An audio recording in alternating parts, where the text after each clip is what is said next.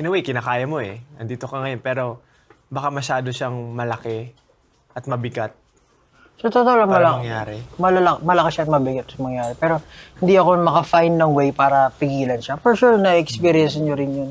Meron mga ganung bagay na parang gusto nyo na siya mangyari.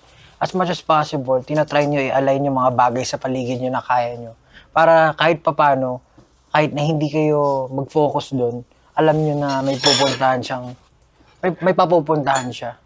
Ganun yung ginagawa. Actually, so, Sa kinalakihan din natin sa 7 years, siguro, ewan ko kung nakuwento ko sa inyo, pero malaki yung responsibility na binigay sa akin nung company natin before. Hindi ko alam kung familiar or aware kayo or aware ko pa siya na kwento. Pero ang laki siguro ng tama sa akin na parang pag may mali nangyayari, sa akin sinisisi lagi. Yung parang, ikaw yung leader dyan, ikaw mali ka. Tapos pag may ginawa ka, Kasama lahat sa ano. parang may correlate.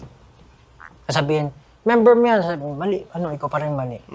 So parang lahat ng action mo, lahat, pag may mga hindi okay sa isang paligid, parang feeling ko, automatically, kasalanan ko agad siya kasi wala akong ginawa. So, yun yung Naging dahilan kung bakit responsibility mo. parang hindi ako natatahimik, parang ganun.